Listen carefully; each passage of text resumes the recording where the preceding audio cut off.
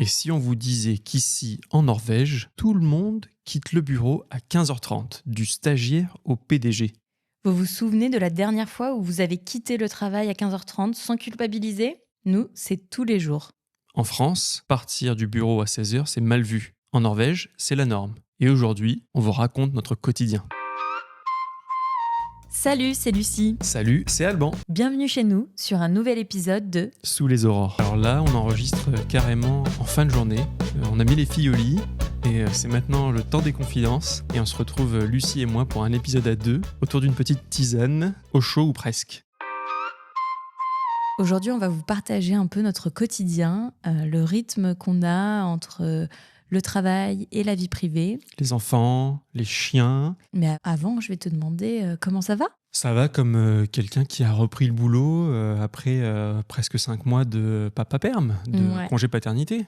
Je trouve qu'un des apprentissages de fou, c'est qu'en fait, en tant qu'homme, en général, t'as pas l'habitude de partir du boulot aussi longtemps. Et tant que tu te mets pas à cette place-là, tu sais pas ce que ça fait de partir longtemps et de revenir après cette période. Et donc là, c'est une manière simple de mettre l'homme à l'égal de la femme sur le marché du travail. Donc c'est pas facile. Je pense que ça dépend de chaque personne. Est-ce que le retour peut être difficile ou vécu différemment? Mais là, moi, c'était la deuxième fois. Ça n'a pas rendu la chose plus facile pour des raisons différentes.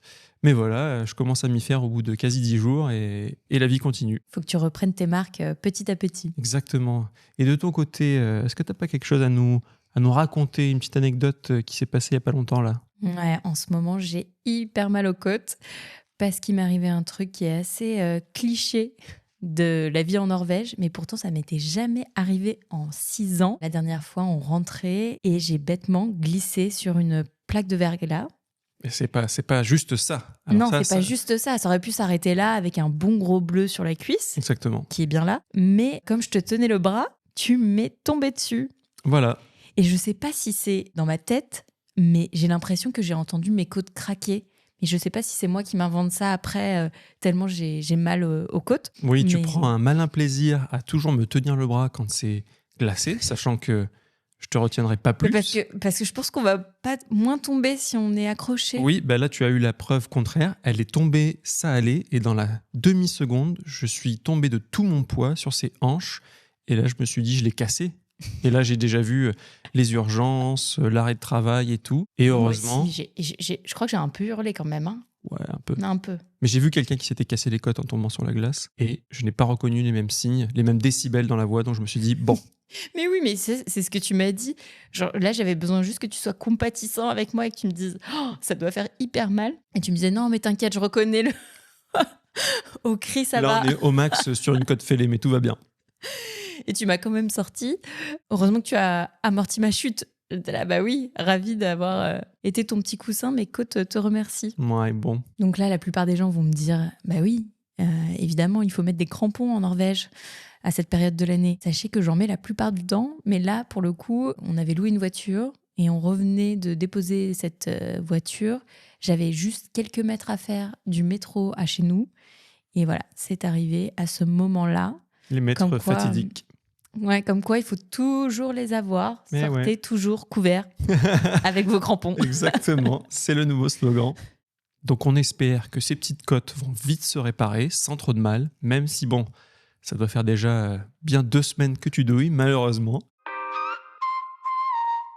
Alors si tu devais résumer notre journée type en Norvège, en quelques mots, tu dirais quoi? Intense, parce que certes on a plus de temps pour nous, mais c'est aussi du temps à s'occuper d'enfants, à s'occuper d'un chien, et à s'occuper de notre couple, et à s'occuper chacun de soi, et bien équilibré, dans le sens où le travail ne prend pas le pas sur la vie de famille, par exemple. On va vous faire un peu le déroulé d'une journée type avec des enfants.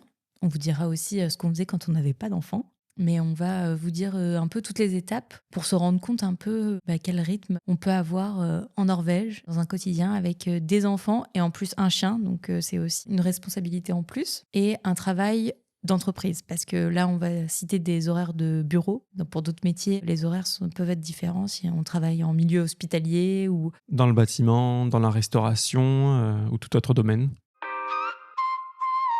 Alors mettons les pieds dans le plat. Comment Et quand commence une journée type pour nous? Eh bien, si on a de la chance, on se fait réveiller par notre réveil. Mais généralement, c'est plutôt une de nos filles qui va nous réveiller vers 6 heures du matin. Là aussi, si tout se passe bien.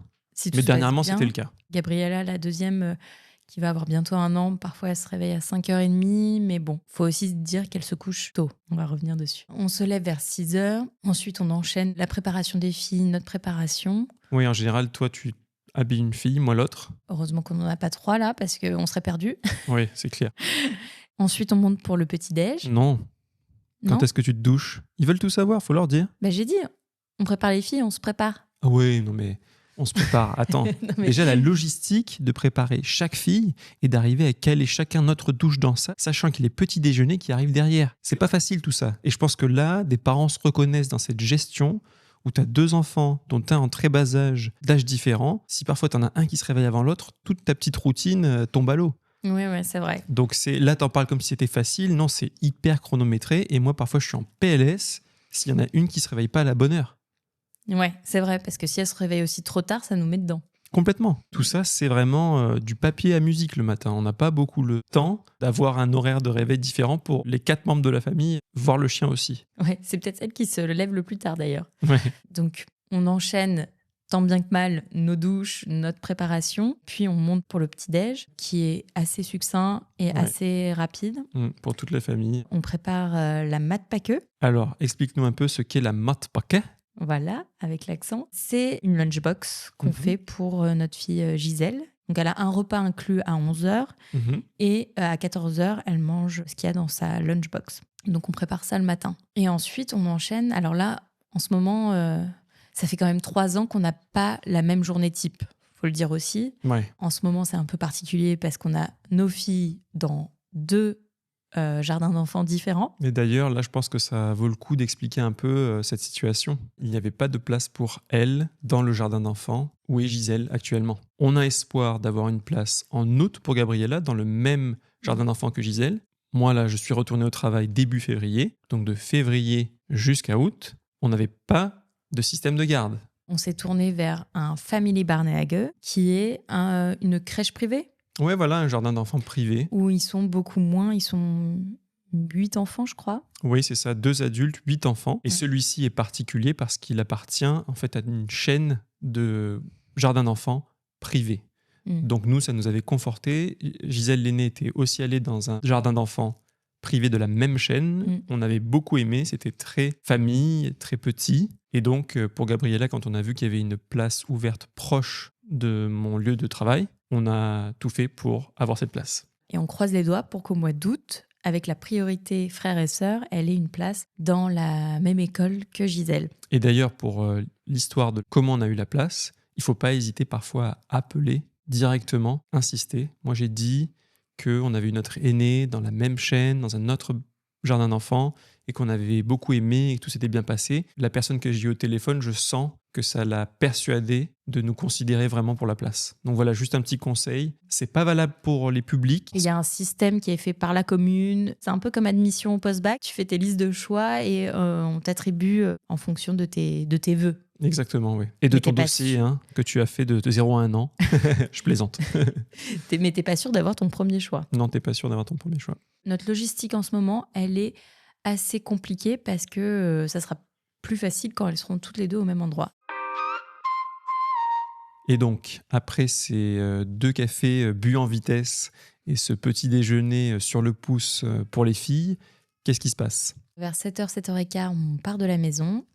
Toi, tu emmènes Gabriella. Vous partez en bus jusqu'à sa crèche. Et là, c'est pas facile parce que commence pour moi une mission de longue haleine où j'en ai pour environ une demi-heure porte à porte plus ou moins. Et donc, on se retrouve dans le bus avec Gabriella qui est dans sa poussette et j'ai créé un petit sac d'activités, on va dire, pour elle, dans lequel il y a plein de petits jeux, des livres, de quoi l'occuper. Mais malgré tout, ça ne fonctionne pas toujours. Quand j'ai de la chance, elle reste dans la poussette. Quand j'ai pas de chance, je dois la prendre sur mes genoux. Et là, c'est pas facile parce qu'elle commence quand même à pas mal bouger. D'ailleurs, elle nous appelle. Donc, on va faire une petite pause et on revient dès que les pleurs ont terminé. D'ailleurs, les dernières nuits, Gabriella a eu de la fièvre, donc c'était pas évident. Et on a dû d'ailleurs la garder aussi pendant qu'on bossait. Donc, encore plus mission impossible. big up à tous les parents qui vivent ça, parce que c'est clair qu'on n'est pas les seuls. En France comme en Norvège, c'est pas facile et force à nous quand ça nous arrive. Et pour revenir à notre sujet, comment ça se passe de ton côté ? Moi, je suis dans le bus à galérer à essayer d'occuper Gabriella jusqu'au bout. Et toi, qu'est-ce que tu fais ? Du coup, moi, je pars avec Gisèle et Alba. Donc, j'attache Alba. J'ai un harnais en fait autour de mon ventre et j'ai la laisse qui est accrochée à ce harnais. Donc comme ça, je n'ai pas à la tenir dans les mains. Et j'ai Gisèle dans la poussette. En soi, on pourrait faire 1 ou 2 arrêts de bus. Mais du coup, pour promener Alba en même temps, on y va à pied. Ça met un quart d'heure, 20 minutes d'y aller. On arrive devant l'école. Et Alba est adorable, c'est une toutoune qu'on adore, mais elle est très vocale. Dehors, elle aboie beaucoup quand elle voit un chien, quand elle est excitée. Et du coup, c'était un peu le challenge, c'est que je l'accroche devant la rambarde. Mais juste pour préciser, on a cette routine de fou à la base de sortir Alba en même temps que tu accompagnes Gisèle pour se simplifier la vie en fait. Oui, pour pas que je rentre et que je... Et qu'après, derrière, tu dois encore prendre une bonne demi-heure pour sortir Alba et ensuite pouvoir commencer ta journée de travail, même si tu as la chance en ce moment de travailler pas mal en home office. Et à l'école, ils ont une petite routine le matin, donc je la déshabille, je mets la mat pas queue, la lunchbox dans le frigo, sa gourde dans la caisse où il y a toutes les gourdes, et elle doit se laver les mains avant de rentrer dans la classe. Ça, je trouve ça bien, c'est pour éviter de ramener des maladies dans la classe, et je pense que ça marche pas mal. Je touche du bois. Ouais. C'est vrai que cette théorie, et c'est même cette pratique du lavage de mains avant d'entrer dans la classe, et idéalement, je pense, quand on en sort, marche bien. Ouais, j'ai l'impression qu'ici, il y a moins de maladies. Alors peut-être que c'est à cause du froid aussi, mais sinon, je trouve que cette technique est vraiment pas mal. Et ensuite, je récupère Alba et on va se promener un peu plus longtemps. Et on rentre à la maison. En ce moment, je travaille en home office parce que mon bureau est assez loin de chez nous. Du coup, j'ai cette flexibilité de pouvoir travailler de la maison. Mais pour le moment, c'est parfait. Donc, je prends pas mal de temps pour qu'Alba fasse une bonne promenade. Et puis moi, ça me permet aussi de commencer la journée vraiment de manière fraîche. Parce qu'en ce moment, il fait pas loin de moins 10 Ouais, c'est clair matin. que là, ça y est, les jours frais sont arrivés. Et je me mets à travailler vers 8h30. Et pour revenir un peu sur le rythme aussi et pourquoi ça reste une nouveauté pour nous, on a commencé l'année sur les chapeaux de roue le 2 janvier. Toute notre famille qui nous avait rendu visite pour les fêtes n'était pas encore complètement partie. Tu as commencé un nouveau boulot dans une nouvelle entreprise qui en transport te prend 1h30 pour y aller. Et tu as voyagé les 3 dernières semaines de janvier pendant au moins 2 à 3 jours, voire plus par semaine. Et donc là, heureusement, tes parents étaient là pour m'aider à prendre le relais et à gérer les filles. Mais ça a été extrêmement intense. Et dans la foulée ensuite, je suis retourné au travail après mon congé paternité. Donc toute cette routine dont on vous parle, ça fait maintenant tout juste quelques semaines qu'on l'a mise en place et elle est très efficace, mais on a aussi un quotidien qu'on sent pour l'instant fragile. Parce que, comme je disais tout à l'heure, je trouve qu'on est un peu réglé comme du papier à musique. Si une des filles se réveille pas à l'heure à laquelle on a l'habitude, ça va un peu nous décaler. Est-ce qu'on va avoir le bon bus ? Est-ce que tu auras le temps d'amener Gisèle à son jardin d'enfants, de sortir Alba, de commencer ensuite ta journée ? Ah oui. Tout ça, c'est très dans le détail, je trouve. Limiterait. Ouais, c'est vrai. Mais avant d'avoir des enfants, on avait juste à sortir Alba avant de commencer le travail. Attendez, mais parlons de la vie avant Alba. Ça, c'était la vraie vie. Mais qu'est-ce qu'on faisait le matin ? On se réveille, on a la vie devant nous, on peut prendre des petits déj de 3 heures. Oui, mais on le faisait pas. Non plus. On se réveillait plus tard. Hein. On se réveillait plus tard et puis je pense qu'on allait au boulot tôt. Bon, c'est toujours vrai aujourd'hui, on va au boulot assez tôt. Mais c'était surtout la fin de journée qui était vraiment différente. Mais ça, on va en parler. On va suivre la timeline d'une journée normale. Donc là, on arrive en gros au boulot. Et avant qu'on passe à la suite de la journée, j'ai oublié de dire que quand on arrive à l'école de Gisèle, donc il est 7h30, 7h45, ils prennent déjà un petit-déj. Donc je l'installe, je lui sors son petit-déj qu'elle prend avec les autres enfants qui arrivent tôt avant de eux-mêmes commencer leur journée. Oui, donc ça, c'est un petit rituel sympa où ils prennent un peu leurs repères, ils sont encore en train d'atterrir et de commencer tranquillement leur journée. Donc moi, j'ai déposé, je promène Alba et ensuite j'arrive à la maison vers 8h30 pour commencer à travailler. De mon côté, je pense que je dépose Gabriella un peu avant 8h et ensuite je marche 5 à 10 minutes vers le travail. Donc je suis au bureau maximum à 8h05 en général. Donc là, on enchaîne un peu nos réunions. Si on a le temps, on déjeune. En 30 minutes, c'est un peu la règle générale. Mais je crois que toi comme moi, on prend jamais 30 minutes. Plus ? Non, moins. Ah oui, J'allais voilà, dire. j'allais dire exactement. Moi, en tout cas, dans mon nouveau boulot, là, en fait, il faut que je sois efficace entre 8h30 et 15h30. Donc, j'enchaîne un peu les meetings et parfois, j'ai même pas le temps de déjeuner. Ce qui n'est pas super. Il faudrait toujours qu'on ait quand même un petit break. De mon côté, ça peut être effectivement une source de frustration de ne pas avoir le temps de manger. Je pense qu'une fois de plus, en tant que Français, c'est tellement un moment social euh, où il y a les conversations, on échange, on rigole. Et d'ailleurs, c'est pareil pour la pause café. La pause café française qui dure beaucoup trop longtemps d'ailleurs, hein. Je pense que si on devait budgéter la pause café française, les entreprises seraient toutes dans le rouge. Mais c'est là aussi que les décisions limites se font, que le lien se crée et qu'on a envie d'être autour de ses collègues parce qu'on passe tellement de temps ensemble au boulot. La Norvège, on est très efficace au travail, c'est très intense, très soutenu, je trouve. Mais parfois, il manque ce temps du repas du midi ou de la pause café où on a le temps de rigoler, d'échanger. On peut l'avoir, c'est pas tous Ouais. les jours comme ça, Non, heureusement. mais de manière générale, j'aimerais bien que ce soit quelque chose limite d'inflexible, d'avoir au moins cette demi-heure. Et ce qui n'est pas Mm. toujours le cas avec la charge de boulot qu'on a. D'ailleurs, quand je vais au bureau, souvent, je prends cette pause déjeuner parce que mes collègues vont me dire allez, c'est l'heure, on va tous déjeuner. Et c'est vrai que c'est un moment sympa, mais ça reste efficace. Ça durera pas plus de 30 minutes parce que les gens veulent partir tôt. Ça sera jamais 1 heure ou 1 heure et demie de pause déjeuner. Ça, c'est clair. Quand on est au bureau, ce qui est agréable, c'est de le faire avec ses collègues. Le côté plus délicat, c'est que la pause repas, en général, se fait à 11h. 11h30, moi. Mais parfois, il peut arriver que tu aies des meetings pendant l'heure de repas et donc tu dois décaler ton propre repas au mieux. Donc tu vas manger peut-être seul pendant ta petite demi-heure, voire moins. Ou alors tu vas peut-être devoir complètement skipper ton repas. Et ça, c'est pas très cool. Et surtout, moi qui travaille avec plusieurs pays différents, ils ont plutôt leur pause déjeuner entre midi et 13h, voire plus tard si c'est le sud de l'Europe. Du coup, ça fait que les gens mettent des meetings entre 11h30 et midi, qui est normalement la pause déjeuner norvégienne. Quand j'ai été justement voir un peu mes collègues dans les différents pays au mois de janvier, là, ils se plaignent que les Norvégiens, ou moi qui suis basée en Norvège, on mette des meetings entre midi et 13h, leur pause déjeuner à eux. D'ailleurs, ça me fait rebondir parce que je suis rentré, comme je vous le disais, de mon congé paternité. Et en fait, dans ma tête, tout était encore décalé d'une heure. J'avais plutôt tendance, pendant le congé, à manger à midi, ce qui peut en soi encore rester tôt pour la France. Et puis, j'ai dû me recaler à l'heure norvégienne à remanger à 11h. Et ce qui est plutôt pas mal parce que je prends pas un bon petit-déj le matin, donc à 11h, j'ai déjà faim. Et ça Complètement. évite de grignoter des trucs. Je trouve que c'est vraiment le bon côté des horaires de repas norvégiens. À chaque fois que tu commences à avoir faim, c'est l'heure d'un repas. Et du coup, tu ne te tournes pas vers les bêtises, en gros, ou les petits snacks. À 11h, je trouve que, y compris en France, on commence normalement à avoir la fringale.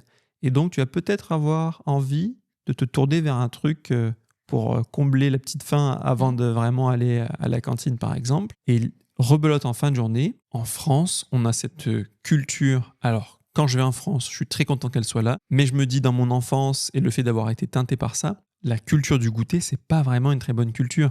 Parce que on nous apprend dès petits, à 16h, à avoir envie de quelque chose de sucré. Alors que les Norvégiens vont peut-être avoir une petite collation de pain ou de knekkebrød.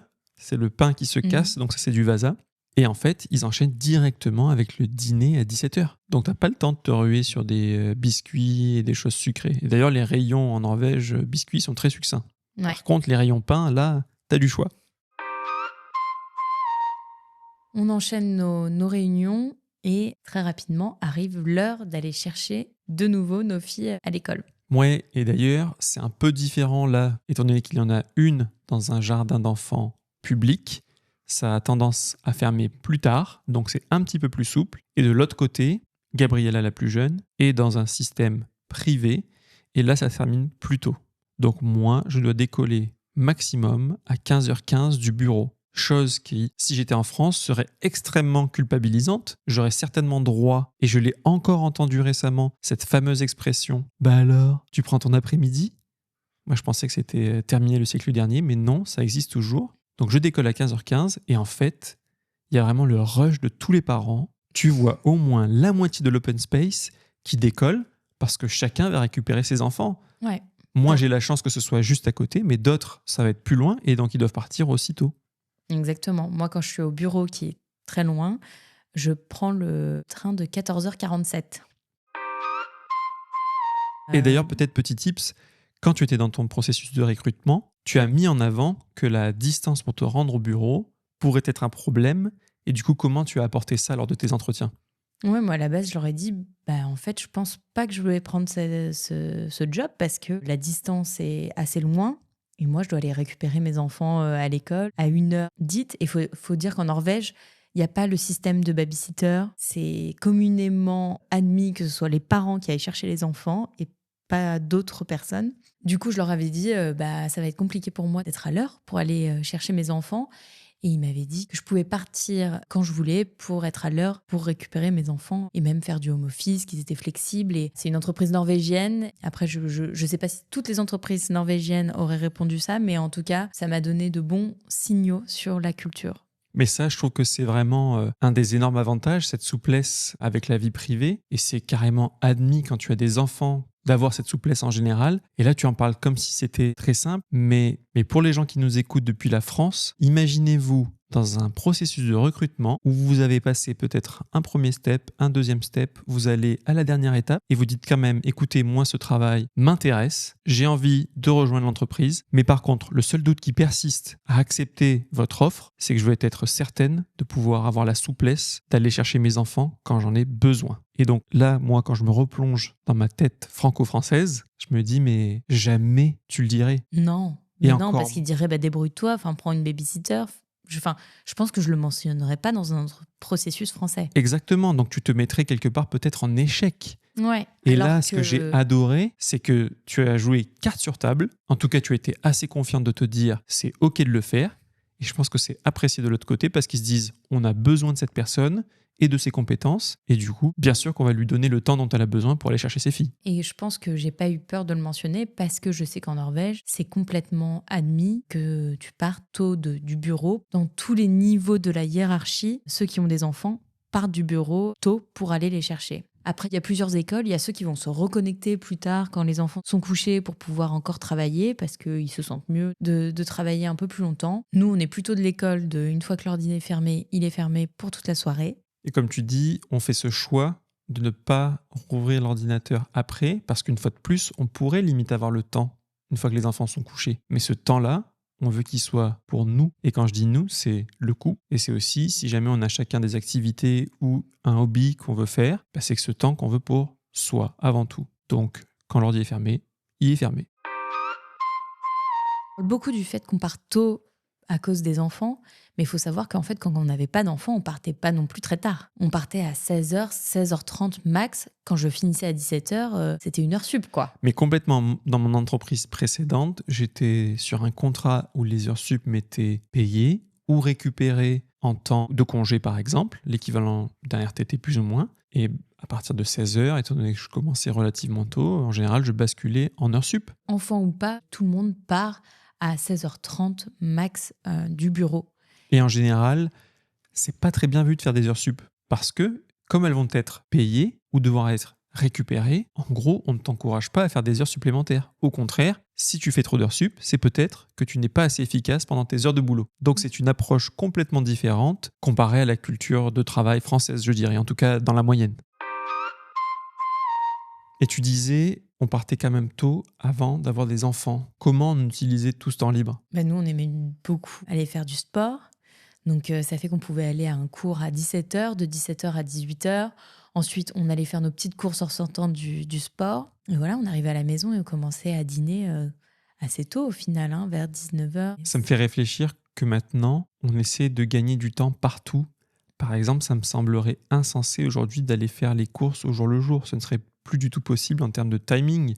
Donc, qu'est-ce qu'on fait pour remédier à ça ? On se fait livrer nos courses sur le pas de la porte. Comment s'appelle ce sauveur de vie de parents ? Ouda. Non, et c'est vraiment génial parce qu'il nous laisse nos courses devant la porte. Ça faisait rire parfois des amis parce que nos courses sont vraiment à la vue de tout le monde. Donc, si quelqu'un passe devant, il peut prendre toutes nos courses. Mais en Norvège, personne ne touche à nos courses, quoi. Et alors, le timing pour faire rentrer les courses chez toi est important parce que en hiver, les surgelés, pas de souci, ils peuvent rester dehors. Par contre, les fruits et légumes, mauvais délire, ils peuvent congeler. Et en été, c'est un peu l'inverse. Donc, il y a toute cette logistique qu'on ne soupçonne pas qui se De cache l'heure derrière. quand tu te fais livrer et ensuite l'heure à laquelle tu dois rentrer les courses chez toi et les ranger. Autant avant, on habitait dans le centre-centre, donc on faisait nos petites courses au jour le jour. On n'avait pas besoin d'être super organisé et on aimait bien aller choisir ce qu'on allait manger le soir même. Mais maintenant, là, on essaie de s'organiser et de ne pas passer du temps dans les magasins, hein. Et là aussi, quel est notre conseil, notre méthodologie qu'on a mise en place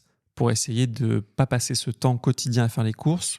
Alors, on va y venir, mais avant le dîner, donc on récupère les filles, on rentre.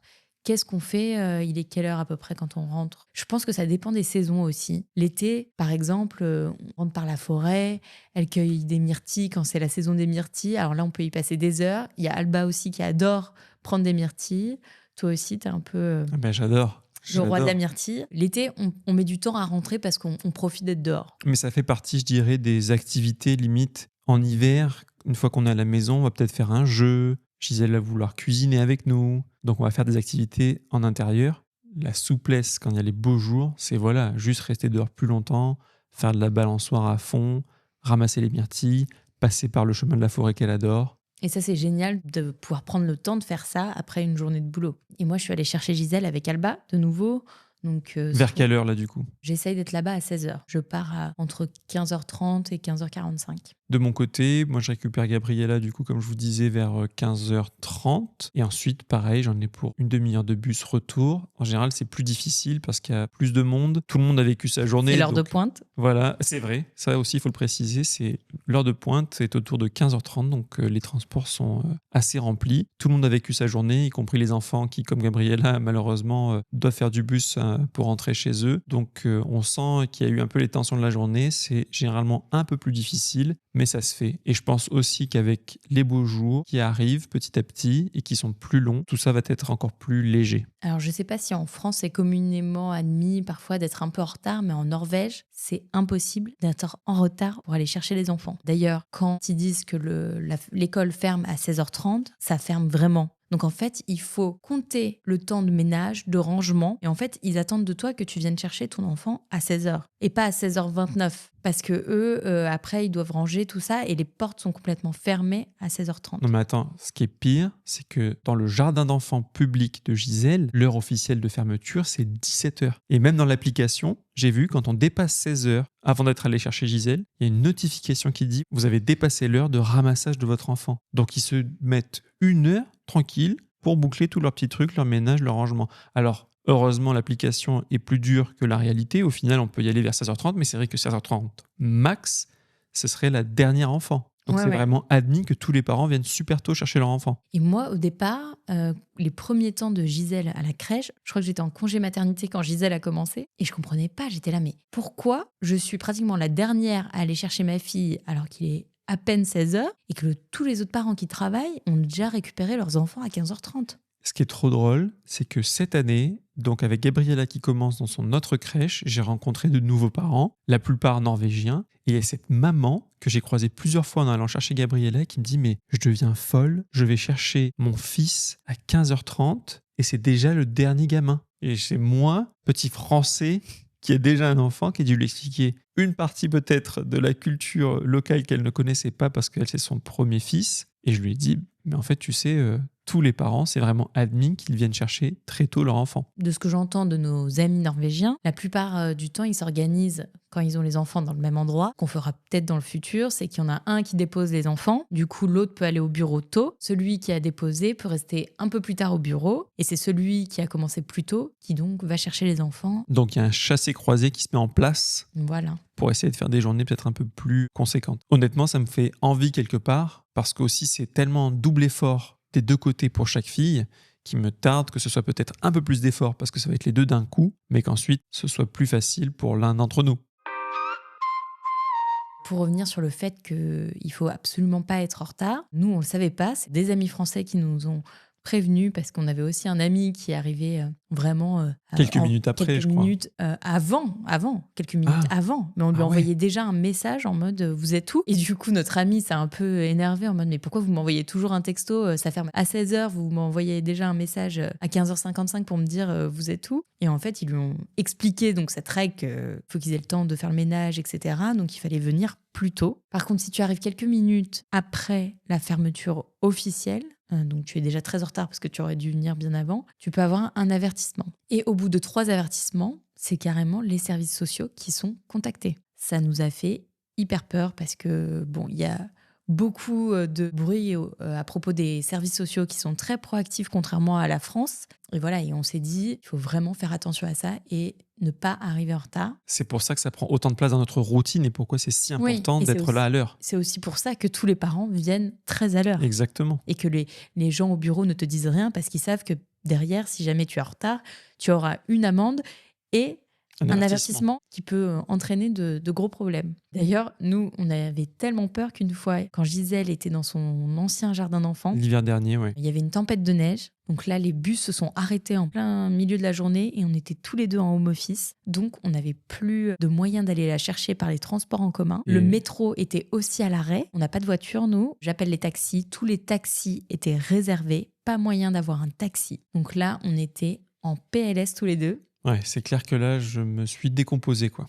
Et maintenant, avec le recul, je me dis, bon, quand il y a une tempête de neige, bien sûr qu'ils vont pas nous donner un avertissement parce qu'ils voient bien que tout le monde a ce problème. Mais on était tellement en flip que Alban m'a sorti d'un coup. Ok, je vais y aller en ski. Parce que pour rappel, on est en haut d'une petite montagne. Donc, il a pris ses skis de fond et il est parti sur la route. Moi, je me disais, mais il y a quand même des voitures et tout. J'avais trop peur. Comme on vous dit, il avait beaucoup neigé. La neige avait été en partie déjà retirée. Mais si vous voulez, j'ai pu skier grosso modo entre les roues des voitures. Il n'y avait pas beaucoup de voitures, mais certaines étaient passées. Il me restait suffisamment de neige pour bien avancer entre les roues des voitures. Donc j'ai skié à fond les ballons sur cette route. J'ai vu un coucher de soleil de malade. Ça, c'était incroyable. Il y avait quand même quelques voitures qui ont dû se demander mais qu'est-ce qu'il fait là, celui-là? Je me rappelle aussi après être allé sur un trottoir sur le côté. Là, j'ai croisé des chiens qui m'aboyaient dessus. J'évitais les gens, mais surtout que j'y allais en mode rapide. Alors que nous, on l'a dit, on fait du ski de fond normalement plutôt détente. Ensuite, je continue à fond. Je passe sur des trottoirs encore plus étriqués. Et là, je croise des gens avec des sacs de course, des enfants, machin et tout. Moi, je commence à être en nage complet, j'en peux plus. Et j'arrive à fond à la crèche de Gisèle, la fameuse crèche privée de l'année dernière. Je pense que le personnel de la crèche a vu à mon visage l'effort que j'avais fourni. Et j'étais là, je suis désolé, j'ai fait tout ce que j'ai pu, je suis venu en skiant, je devais être rouge et extrêmement en sueur. Et ils m'ont dit, il n'y a pas de souci, tout va bien, ta fille est là, elle est déjà prête, on l'a habillée, tu peux partir. Et moi, j'avais trop peur de l'histoire de l'avertissement. Au final, il ne s'est rien passé, mais comme tu dis, parce que c'était vraiment des circonstances atténuantes. Une des deux dames de la crèche m'a même dit non, mais c'est incroyable ce que tu viens de faire, t'es plus norvégien qu'un norvégien sur ce coup-là. Ouais, c'est clair. Et en plus, t'es arrivé 10 minutes, je pense, en retard par rapport à l'heure officielle. Quoi. Exactement. Ce qui est ouf, c'est que je pensais arriver beaucoup plus tard. Et au final, timing pas mal, quoi. Alors, je suis pas un mec Strava, mais là, ça aurait peut-être valu le coup. Et franchement, au final, à refaire cet hiver, si on est encore sous une tempête et qu'on est bloqué. S'il le faut, je le ferai. Et au final, c'était vraiment le trajet aller qui nous inquiétait, parce qu'au retour, on savait qu'on aurait le métro grâce au ski et à mes performances dignes de Martin Fourcade. J'ai pu récupérer notre fille quasiment à temps. Et tout est bien qui finit bien pour cette petite anecdote ultra norvégienne. Non, mais pour dire à quel point on se met la pression pour ne pas arriver en retard. Comme je disais, on prend du temps pour rentrer à la maison sans se presser, soit pour jouer dehors si le temps le permet, soit pour jouer à l'intérieur. Et on enchaîne direct avec préparation du dîner, si les filles sont coopératives, le bain en même temps. Ouais, on essaie en général limite de faire bain direct pour qu'elles aient pas trop le temps de monter au dernier étage qui est notre pièce de vie, parce que sinon elles ont envie de jouer directement. Et en général, je sais pas pour vous, mais une rentrée d'école, c'est un peu difficile. Les nerfs lâchent et nous, ça se passe vraiment en général. Tu ouvres la porte de la maison, ça s'est peut-être bien passé pendant le trajet, tu ouvres la porte, tu rentres et là, ça part en pleurs. Les émotions qui se relâchent. Ouais, voilà, c'est la sécurité, la maison, boum, on lâche tout, quoi. Ouais, il y a l'âge aussi. Je pense qu'à 3 ans, tu fais ça, à 6 ans, tu le fais plus. J'ai de l'espoir en tout cas. En tout cas, moi, je le fais à 33. Mais donc, tout ça pour dire, on essaie de convaincre rapidement, principalement l'aîné. La petite, on arrive encore à la driver plus ou moins comme on le souhaite. Mais voilà, à convaincre l'aîné d'aller prendre le bain directement. Pendant qu'il y en a un qui s'occupe du bain, l'autre prépare le dîner. Dîner super efficace. Alors avec Alban, on n'est pas des fins cuisiniers. Pour nous, c'est simple et efficace. On aime que ce soit bon, équilibré, mais rapide. Et du coup, ce qu'on fait, c'est que, comme on vous disait, on se fait livrer nos courses sur le pas de la maison. Et on a un livre de recettes qui s'appelle Simplissime. Donc, c'est des recettes où il y a besoin de 5 minutes pour les préparer. Et en fait, on a choisi quelques recettes qu'on change parfois au gré de nos envies. Et on a mis tous les ingrédients pour ces recettes dans notre drive. Donc, on sait que dans notre placard, on a tel ou tel menu. Et on choisit La recette rapide recette. et efficace du jour. Ça nous amène à dîner entre 17h30, 18h. Ouais, si tout va bien, on essaie de faire un repas familial avec les filles et nous, tous ensemble. C'est pas forcément facile de coordonner le coucher de la toute petite. Parce Parfois, ça arrive un peu tôt. Elles sont très fatiguées, les journées commencent très tôt. Elles sont bien fatiguées et la dernière, elle peut déjà avoir envie d'aller dormir vers 18h15, 18h30 max. Ouais, donc on essaie de tirer un peu si possible. Si on sent qu'elle est vraiment trop fatiguée et qu'on n'a pas le temps de manger avant, on va au moins coucher Gabriella. On mange avec Gisèle. C'est rare, mais ça peut arriver qu'on couche aussi Gisèle et que du coup on se retrouve à manger tous les deux. Ouais. Mais en tout cas, on essaie quand même que ça reste un moment familial et de dîner tous ensemble, donc aux alentours de 18h. En plus, notre aînée, qui parfois peut être un peu piquée sur la nourriture, c'est beaucoup mieux quand on est tous en train de manger. Elle est plus motivée, dirons-nous. On couche la première vers 18h30.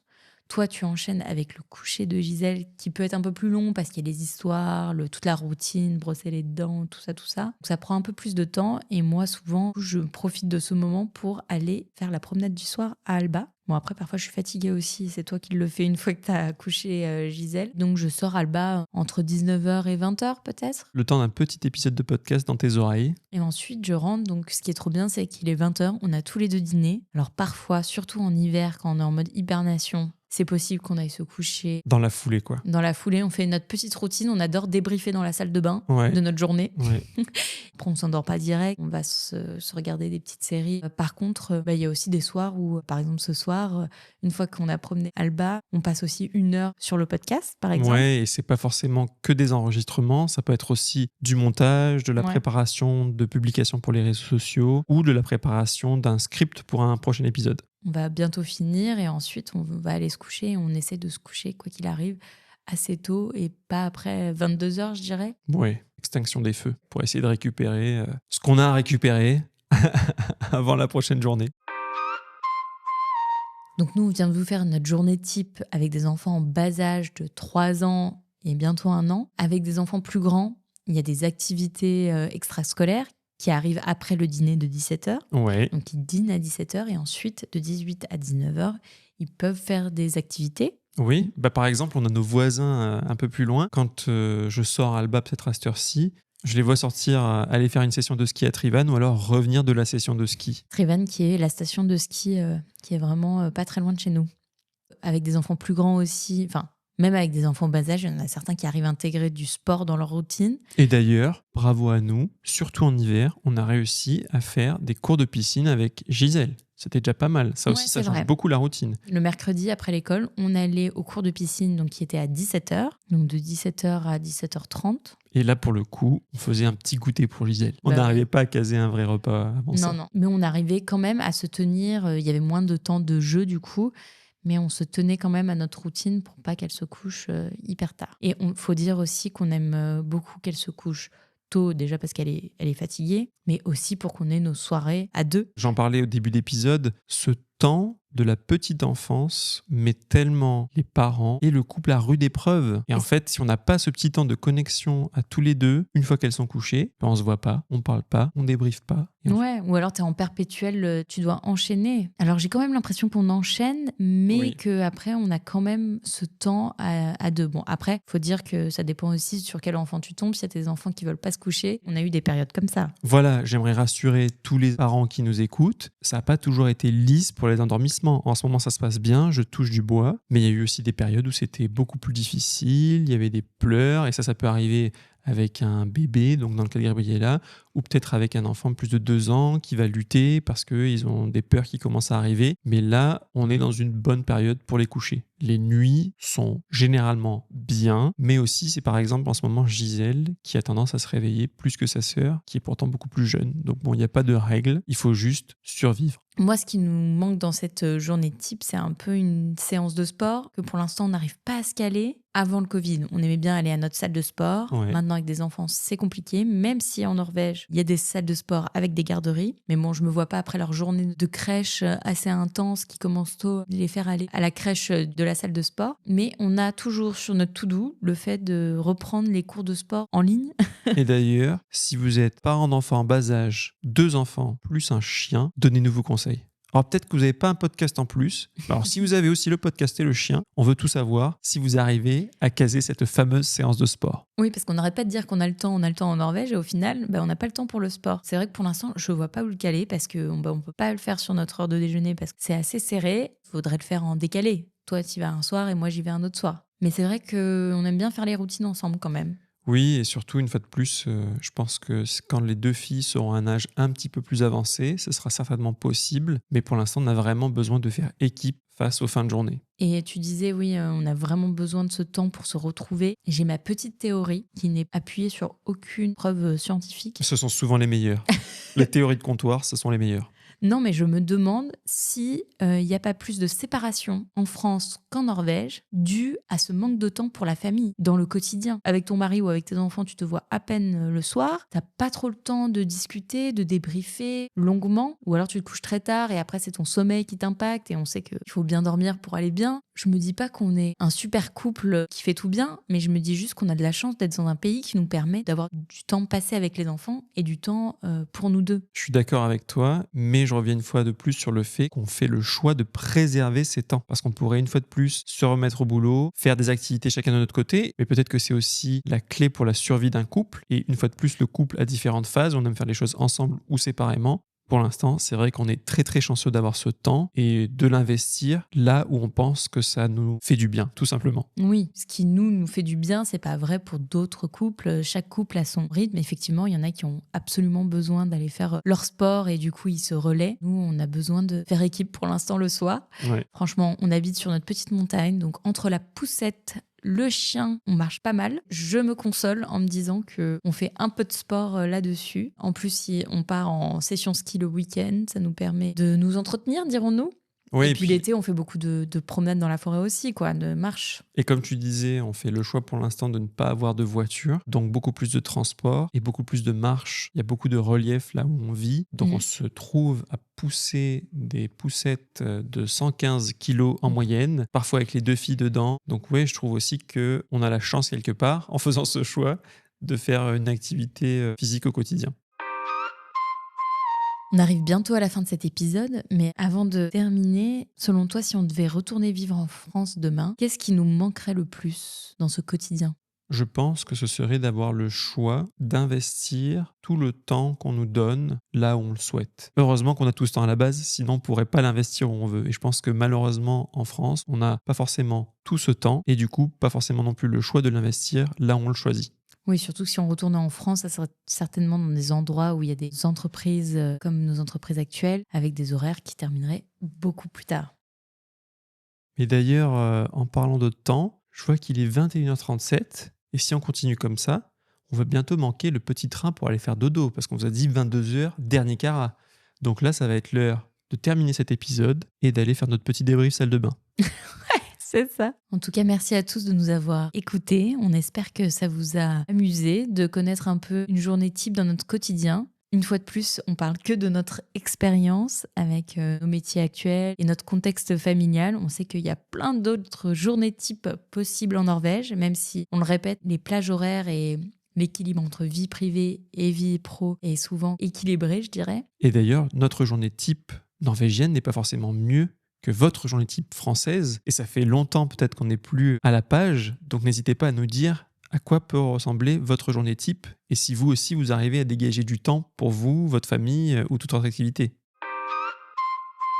Merci encore de nous avoir écoutés et puis on vous dit à très bientôt chez nous. Sous les aurores.